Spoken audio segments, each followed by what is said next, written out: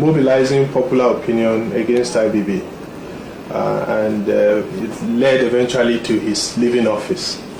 Now it looks like the CD seem to have run out of steam. What has happened?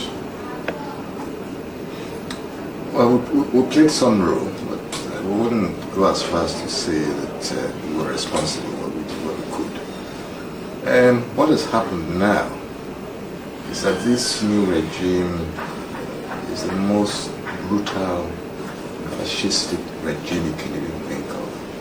They kill people on the street without compunction, so it's difficult to get people to come out in peaceful protest. Before you say Jack Robinson, you see 10 people gathering together, they throw a lot of tear gas and kill one or two of them. Also, it sees leaflets. As you know, Abiola has been locked up. A lot of people have been locked up, and they ousted the jurisdiction of the courts. And, so this is a very, very new scenario, and they do not pretend they have anything to do with human rights. This is a clear, brutal regime that's prepared to stab people down. And so we have to rethink our well, maybe not so much our strategy, but our tactics. Because we cannot call people out for protest when we're sure they're going to be brutally killed. But mobilizing people, working, and we will still do our best. Some have accused some of the CD members and NADECO and other progressives of having been compromised by this regime. Well, some might have been compromised, but CD is an umbrella organization, made up of a lot of organizations.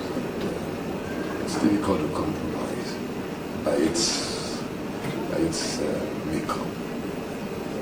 You have to take joint decisions, and what the decisions are taken is not up to one or two people to get around it.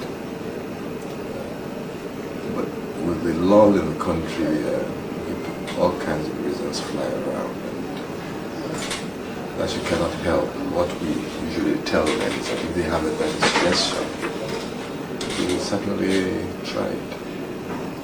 Yes, but the present signs, judging from what you've said, the present signs, the brutalization and everything, shows that the regime is here to stay, to begin with.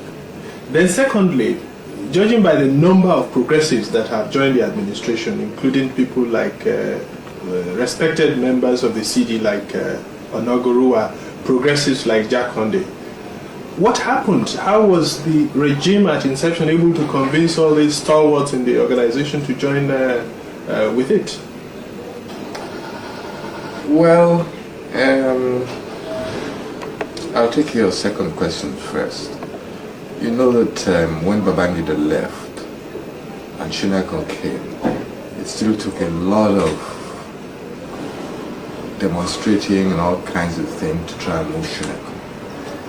And I think Abiola probably believed that this regime was coming to reinstate him. And since even before then he was not too comfortable with the stand and methods of CD, he did not help quite a lot. And that sort of dampened what CD could do.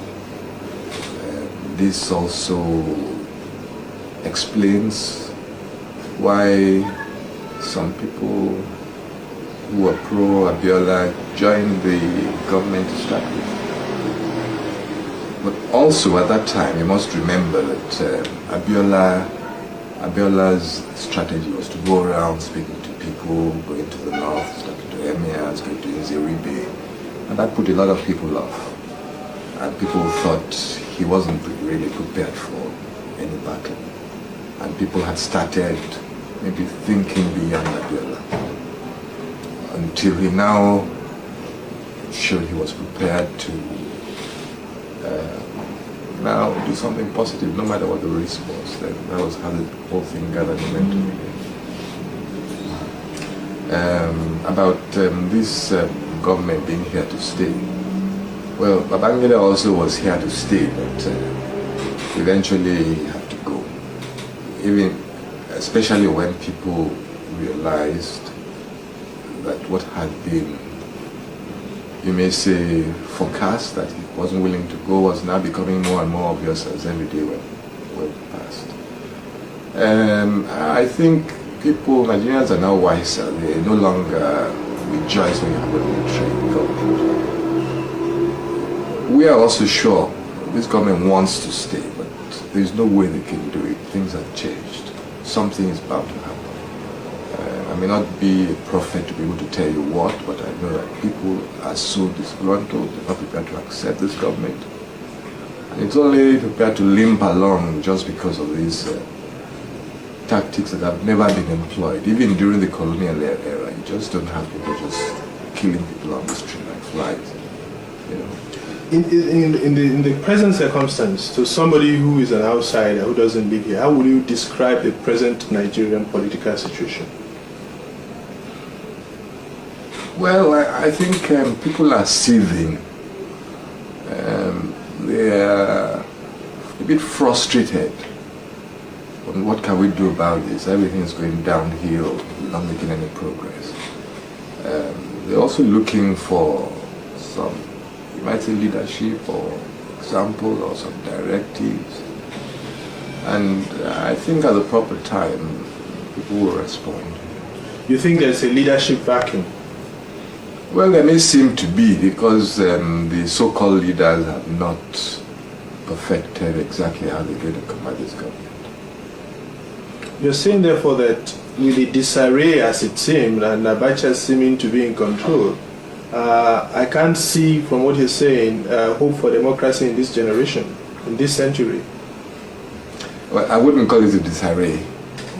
I mean, it's just as if an armed robber enters your house. Maybe the first time, after some time, you're able to eject him. If his brother now comes, maybe he knew how you ejected his brother beforehand, and now he now comes with more guns, he messes people around. I mean, until you're sure how to tackle him again, you just don't start using the same methods. Especially if you tried it and he killed a few people around. Well, the leaders are still there, so I wouldn't say there's a leadership vacuum.